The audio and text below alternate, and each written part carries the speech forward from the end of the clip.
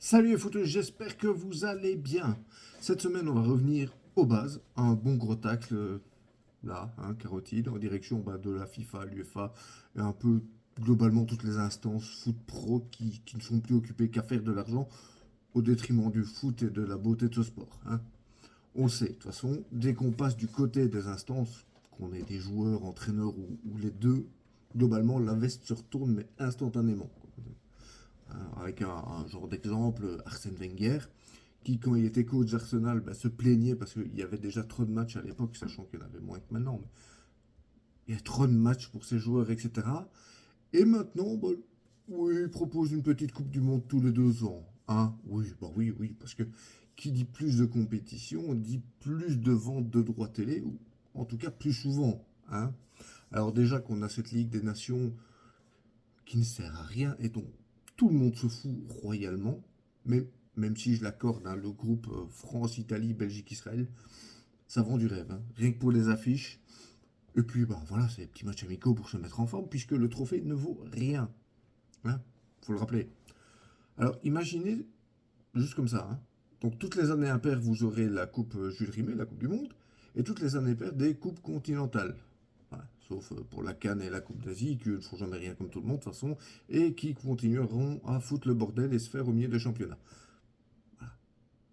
Est-ce que on pense un peu à nous, fans de foot? Est-ce que ça ne va pas faire de trop, Comme disait le grand philosophe Francky Ribéry, trop de trop, ça va tuer le trop, ouais.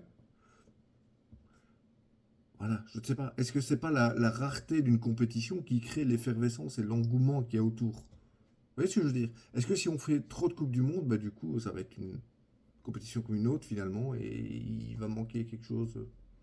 Voilà. Hein Déjà que maintenant, ils nous inventent une Coupe du Monde sur 2 continents et avec plus d'équipes pour vendre plus de droits télé. C'est la seule raison. Et l'échec qui touche au passage, mais ça, on peut pas le dire. C'est quoi la prochaine étape? Une création de nouveaux continents pour faire une poule par continent, une finale sur la Lune, une compétition solo pour vendre les places aux poissons aussi. Je sais pas. Alors la dernière idée bien pourrie en date là, elle vient de l'Elite Player Group, déjà le nom. Bon, voilà. Une Coupe du Monde des anciens joueurs de plus de 35 ans. Principe 8 équipes qui ont été champions du monde. Des matchs de 70 minutes, bah oui, parce que 35 ans, faut pas les épuiser non plus. Et une finale prévue 3 jours avant l'Euro en Allemagne. Alors oui, il y a des noms qui font rêver.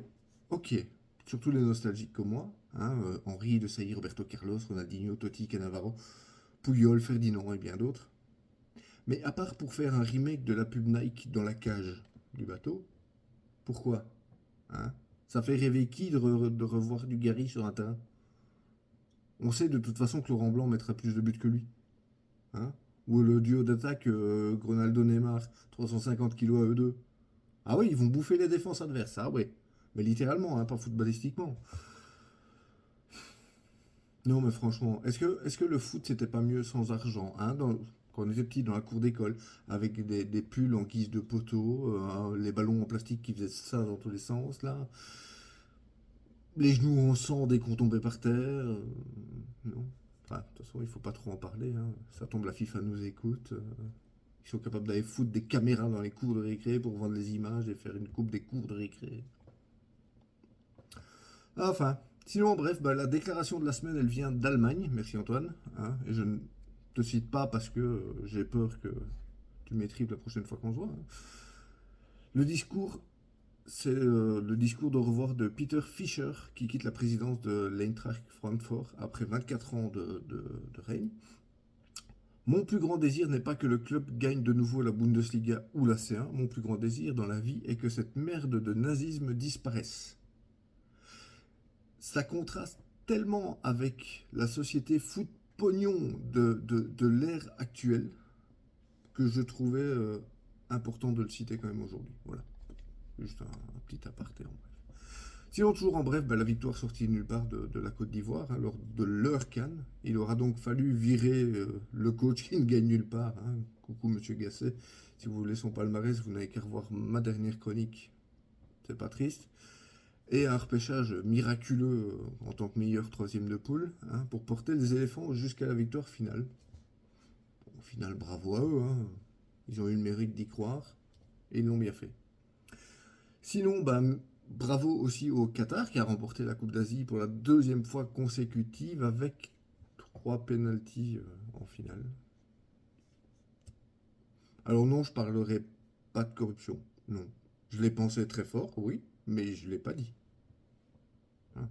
Il dit que que le trophée du meilleur joueur du tournoi sera destiné à Messi d'ailleurs, hein, il l'avait pas encore celui-là. Et alors quand même un mot sur le championnat le plus beau du monde, hein, notre Jupiler Pro League. Enfin, ce jour est arrivé, l'Union a perdu des points en recevant un penalty contre eux à la 96e minute.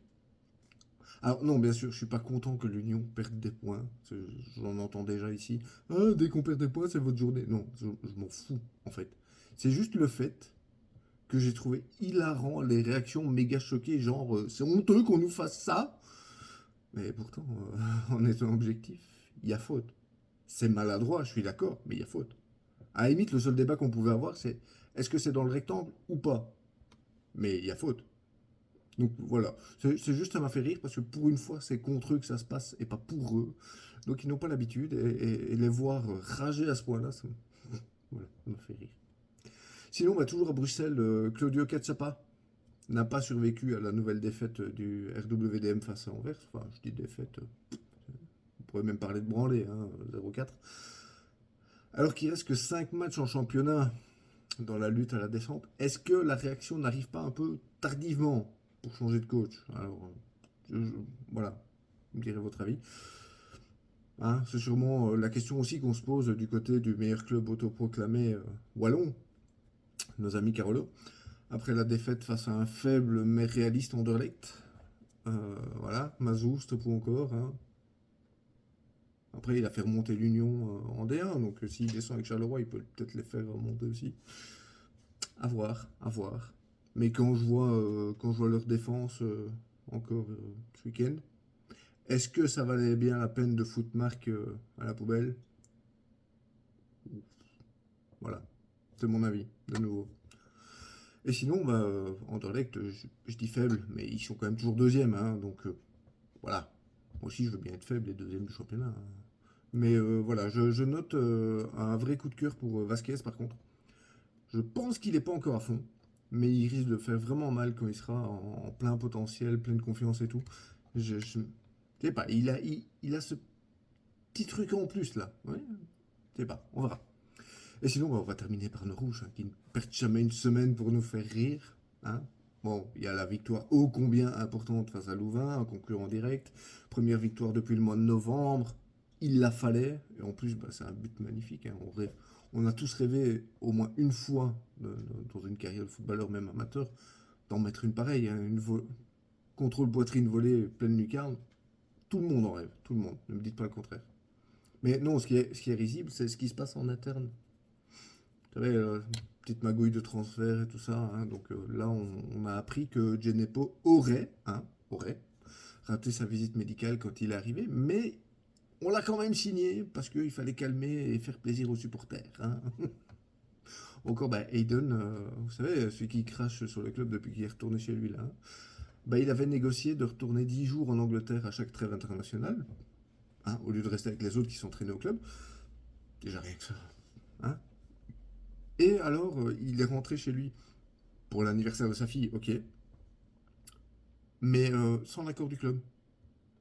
Et au moment du match face à Anderlecht, hein, aux alentours du 10 décembre.